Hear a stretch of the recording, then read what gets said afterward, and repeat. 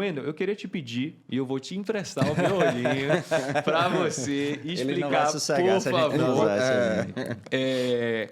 como que é feita a cirurgia da catarata? Qual que seria o passo a passo simplificado aí para o paciente do que vai ser feito?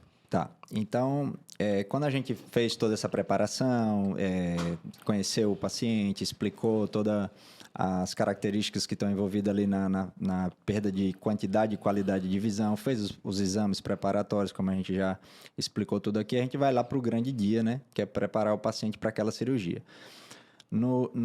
As orientações que são dadas, vão ser dadas orientações prévias, né, de preparação do paciente, de horário, de jejum, tudo isso é orientado. E da cirurgia em si, na hora que o paciente se prepara para adentrar no bloco cirúrgico, a gente já começa a cirurgia. Eu sempre digo isso, a cirurgia já começa ali fora. A gente precisa utilizar medicações que deixam o ambiente propício para que a gente execute a cirurgia. Como o Michel muito bem explicou, a gente precisa atuar substituindo uma lente natural que a gente tem por uma lente artificial. Só que essa lente está atrás aqui de outras estruturas que estão na frente dela. Então, eu preciso fazer a substituição dessa lente que está aqui atrás e que está doente, essa lente. Então, eu preciso passar por essas outras estruturas que estão aqui na minha frente. Uma delas é a córnea, que eu utilizo a transparência da córnea para visualizar aquela lente que está lá atrás, que está doente, que é o cristalino que está doente, e a gente chama ele de catarata. Eu faço uma abordagem através da periferia da córnea, com uma microincisão, só que entre a minha córnea e a minha catarata, eu tenho uma outra estrutura, que é a que dá cor aos olhos, é a íris. E a íris tem uma abertura que ela se modifica de acordo com a maior ou menor entrada de luz que a gente tem no olho. Se a gente deixar a íris funcionando normalmente, né, atuando normalmente durante a cirurgia, isso dificulta muito a cirurgia. Então, a gente aplica uma medicação, que é um colírio, e esse colírio faz com que a pupila, que muitas pessoas lá chamam muito de menina dos olhos, eu não sei se aqui em Pernambuco também. Então, a gente pinga um colírio que faz com que a menininha dos olhos, a pupila, ela abra, ela dê espaço para que a gente enxergue lá onde que está a catarata, a gente consiga manusear e retirar essa catarata, e a gente consegue visualizar melhor após a utilização desses colírios. Na cirurgia em si, já com o cirurgião atuando, é uma cirurgia indolor, né? A gente utiliza medicações que podem ser tópicas ou bloqueio anestésico, que a gente chama, que são procedimentos diferentes, mas é uma cirurgia que tem um grau de conforto alto. Não é para sentir dor, é uma cirurgia indolor. Normalmente o paciente está acordado, pode ter algum grau de sedação, mas normalmente você está consciente e conversa até com a gente durante a cirurgia. E a gente faz uma microincisão na periferia da córnea e utiliza instrumentais que acessam essa região lá atrás onde está a catarata, faz uma abertura na estrutura onde essa catarata está posicionada, que é o saco capsular. A gente faz uma abertura nesse saco capsular, quebra essa catarata em pedaços menores e absorve com um aparelho que a gente chama de caneta de ultrassom. Através de ultrassom, ela quebra esses pedaços e absorve esses pedaços. E através dessa mesma incisão, a gente introduz essas lentes. Deixa eu pegar uma lentezinha dessa sua aqui também. A gente introduz essas lentes, aqui está num tamanho aumentado, obviamente, elas são muito pequenas e elas dobram. Então, a gente utiliza cartuchos, que são instrumentais que encaixam nessas microincisões, e a gente coloca essa lente lá dentro do olho e ela abre, ela entra dobradinha e abre dentro do olho, substituindo aquela lente que estava lá doente. E basicamente é isso a cirurgia. Na maioria das vezes, a gente não precisa dar pontos nessa cirurgia. As incisões são muito pequenas, então a gente utiliza uma manobra de hidratação que faz com que essas incisões fiquem fechadas sem a necessidade de ponto na maioria das vezes.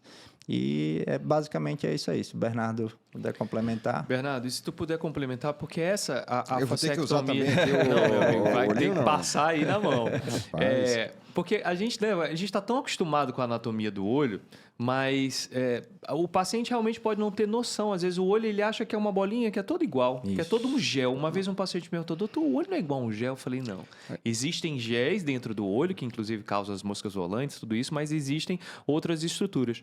E o Endo explicou muito bem o que é a facectomia, vamos dizer, convencional.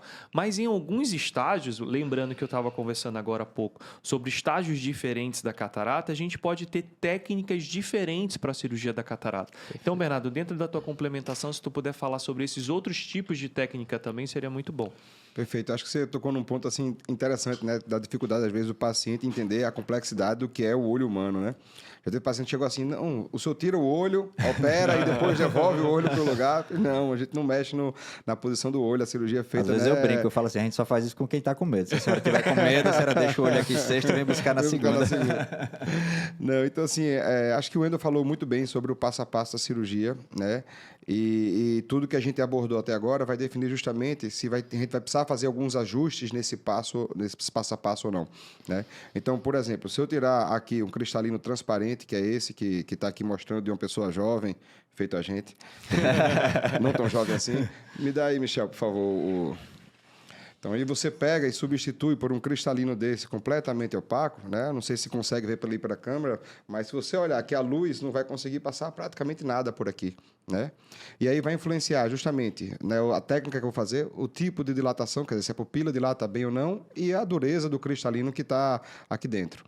Então, antes da gente usar essa cirurgia que tem essa caneta, isso não é do meu tempo, porque eu sou jovem, tá certo? Mas a técnica que começou a ter o implante das lentes era uma técnica que fazia uma cirurgia bem grande, uma incisão bem grande, tirava praticamente essa catarata toda, né? E aí, através de uma incisão grande, quase como se ela estivesse saindo por essa parte superior da córnea, e você então colocava a lente na posição onde estava a catarata antes, né?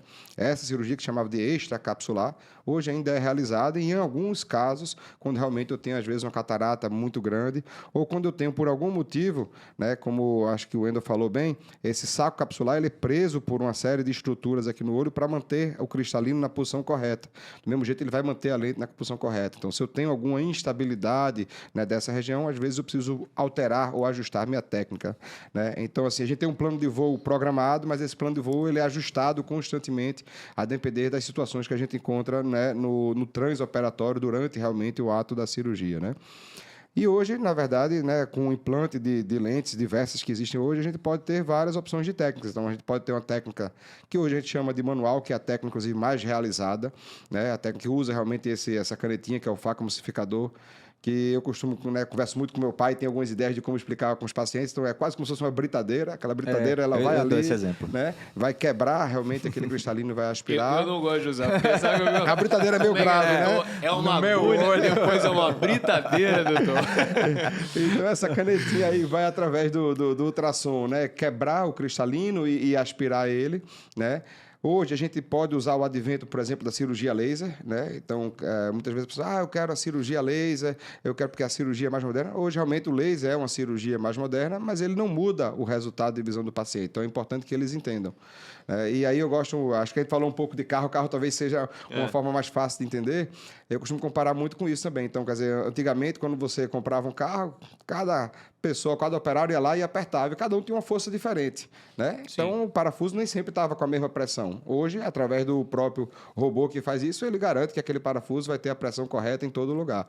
Então, o laser vai garantir, de certa forma, que eu tenha realmente a abertura do cristalino, que eu tenha a quebra prévia do cristalino de uma maneira muito mais uniforme, né? Por mais habilidoso que todos nós aqui sejamos, não adianta dizer que eu vou fazer uma abertura, que eu vou fazer 10 ciclos e os 10 vão sair iguais. Eles podem sair bem parecidos, mas o laser vai ter realmente essa linha de produção, vamos dizer. Não é uma cirurgia mais simples. As pessoas podem achar, eu fiz o laser, então o meu médico é um médico que não tem tanta habilidade e ele vai fazer a cirurgia. Não, na verdade, é uma cirurgia que adiciona a complexidade do laser para poder ser feita com isso daí.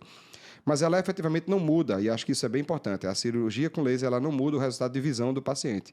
O resultado de visão de quem faz com esse laser, hoje, não existe nenhum estudo que mostre que isso é superior. Tá? Mas ela facilita. Se você perguntar, eu faria sempre a laser, se eu pudesse, faria, mas nem todo mundo tem indicação. Né? Então, se a pupila não dilata muito, se eu tenho uma córnea, por exemplo, que tenha perda de transparência, o laser não vai ter a sua função, vai acabar atrapalhando mais a gente do que ajudando. E não adianta, às vezes, a gente tem que, às vezes, brigar às vezes, um pouco com o paciente e dizer assim, né? Não, mas eu quero a laser. Não, mas não vai adiantar, né? O que não me ajuda como médico não vai ajudar você como paciente. Então, é importante a gente ter esse conceito que nem sempre o mais caro, o melhor, é o melhor, efetivamente, para aquele caso, né?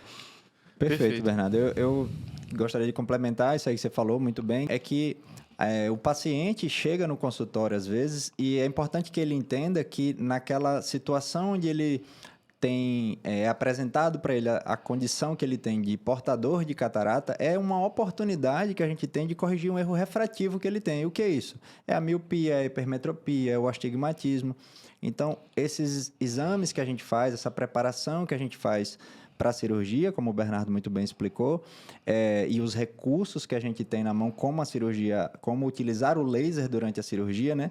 Eu gosto de falar isso, para que o paciente entenda que não é que tem a cirurgia laser e a cirurgia que o cirurgião faz. Na verdade, é a cirurgia laser e o cirurgião faz utilizando o laser, né? Isso é uma possibilidade, que é um recurso que vai aumentar a previsibilidade do resultado dele, principalmente esse resultado refrativo, né? A gente chegou numa condição tecnológica onde a gente pode não só tratar uma doença, mas oferecer uma situação de performance visual para o paciente, que é uma coisa que às vezes ele não está nem almejando, ele só quer tratar aquela condição que ele ficou sabendo que surgiu no olho dele, que pode atrapalhar, diminuir a qualidade de visão dele, que pode levá-lo à cegueira, mas é uma oportunidade também dele atingir essa performance e melhora de qualidade visual. Eu gostei muito desse termo performance, Wender, porque eu também, quando o paciente tem essa notícia de, poxa, você vai ter que operar, isso muitas vezes é visto como um resultado negativo.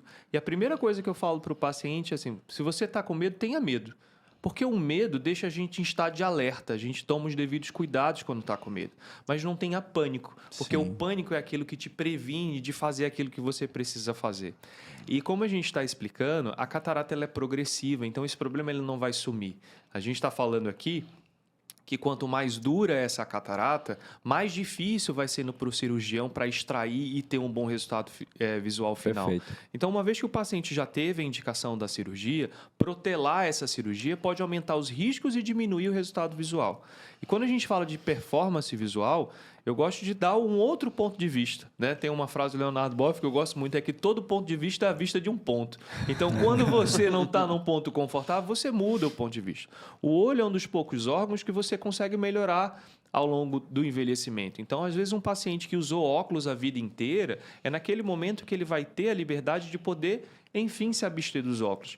Então, é diferente, por exemplo, quando você vai fazer uma cirurgia que você tem uma lesão na pele, onde você precisa passar por todo aquele procedimento só para se livrar de um problema.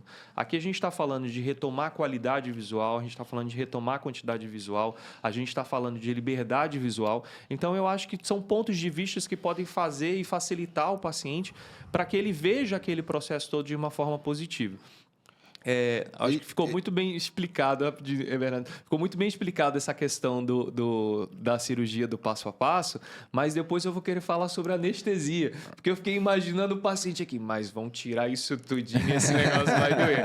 Pode complementar, Bernardo. Nada, eu acho que uma coisa que você colocou assim bem bacana, né? Falando realmente nesse tópico de performance que o Wender falou, e a gente precisa observar uma outra condição. A maioria dos pacientes são pacientes que realmente têm uma idade maior, né? Então, hoje a gente sabe que os 60 anos de hoje não é os 60 anos de 20 anos atrás. A pessoa com 60 anos, 70, ela está extremamente ativa, né?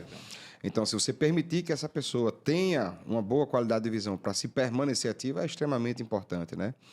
E tem até um estudo que saiu acho que há um ano atrás, alguma coisa, falando inclusive, né, da prevenção, por exemplo, de outras doenças degenerativas, né? Neurodegenerativas. Sim. Então, por exemplo, um paciente que já está numa idade realmente mais avançada, né, ele já começa a ter dificuldade de mobilidade, dificuldade de escutar, né? E aí você associa isso também a uma dificuldade, né, de enxergar, ele acaba se bloqueando da sua comunicação e do seu meio, né? Então, assim, é muito importante a gente ter o cuidado de manter realmente o paciente enxergando, porque ele vai estar mais presente, você às vezes vai prevenir ou retardar o início de um Alzheimer, né, de uma outra condição. Então, acho que esse cuidado também a gente tem que ter, né? E a gente ouve, às vezes, no consultório também, né? Não, eu já tenho 80 anos, vou fazer cirurgia. nunca é tarde para você enxergar melhor. E quanto mais você envelhece, mais da visão você necessita, né? Porque a gente não tá com 80, 90 anos andando aí pela rua. A gente muitas vezes está em casa, está assistindo uma televisão, está recebendo os parentes, está vendo fotos das pessoas, do neto que está envelhecendo. Então, eu acho que esse ponto de vista de que você vai melhorar aquele órgão que você vai usar do momento que você acorda até o último dia da sua vida, isso é muito positivo.